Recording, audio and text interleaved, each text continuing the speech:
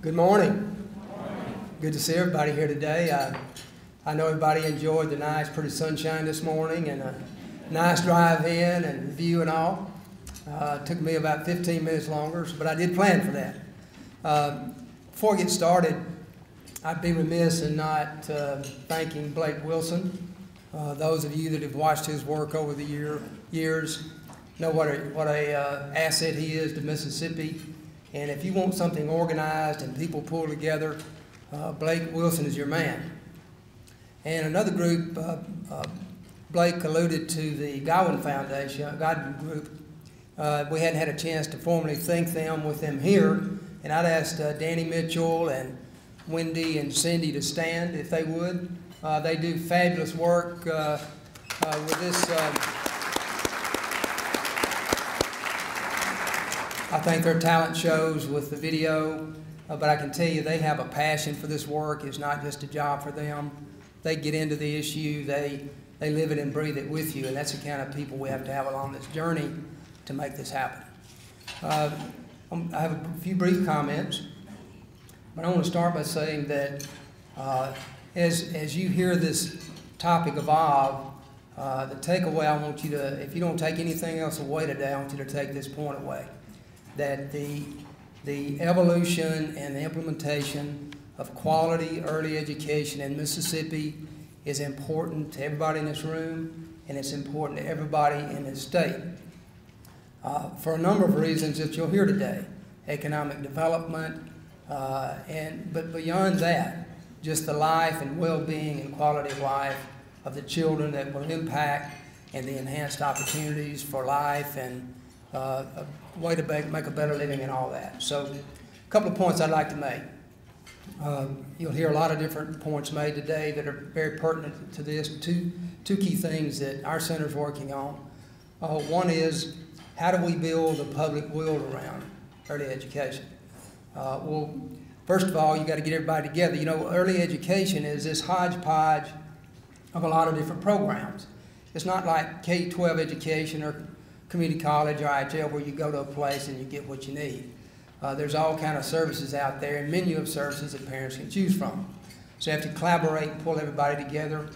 We did bring together a group of people and decided on one of the first things we needed to do is, how do you build the public will around this issue? And we engaged the Godwin Group, and we're in the process right now. Matter of fact, I think Wendy and Cindy were telling me this morning we're pretty close to having a 1,000-person scientific poll done. And the reason for that is we need to know what people really think about early education. You know, what do you think about it? I bet if we got a small group together, you'd have different ideas. You say early education, well, what does that really mean? So we have to be thoughtful about that and build our message around that. So we get that done, then we'll do some focus groups, all this working through the Godwin Group. And once we do that, we'll have a message that's been tested and we know what's out there. And then you can use that with discussions like this. You can use it with the general public. You can use it with politicians in the business community to say, look, this is what's out there and this is how we need to do this. The other message I would like to leave you with is the message of the current impact on the state of Mississippi by not having high quality early education. And I would reference the Education Reform Act that Governor Winter was so instrumental in putting in place in Mississippi, and the battle they went through 30 years ago, really starting 30 years ago, to get people engaged, to get doing what we're doing now around early education services, to build the will for kindergarten in this state that took place.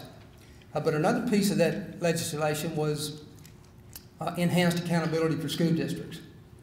And since 1982, when all that was put in place, and I won't go into all the different laws that were put in place, but since that time, almost every year, the legislature takes up something else that they want to impose upon K-12 education. More controls, more measures to hold them accountable. But after all of that work, and all that's been good work, and we needed all those things, that was setting the foundation for where we are now. But after all that work, guess what? We're still last, or near the last, on all measures, national education progress reports for students in our state. We're at the bottom or near the bottom. Now, we've improved, but other states improve as well. So we're still last or at the bottom. And why is that? Well, I would tell you today the reason for that is we have thousands of children that show up every fall at the schoolhouse door, and they're not ready to learn. They haven't had the experiences they need. We have a lot of poverty in this state, and the brutal consequences that poverty is, and those parents love their children as much as everyone else. But all the factors that come into play with poverty don't lend themselves to children receiving those experiences that they need from birth, really pre-birth, up until the time that they go to school. So it's going to be critical for all these reasons that you'll hear today that we do this. And not just for economic development, because it's the right thing to do. Children should have those opportunities. So appreciate you being here so much. Y'all are great leaders in the state, and thank everyone, and hope to see you again soon.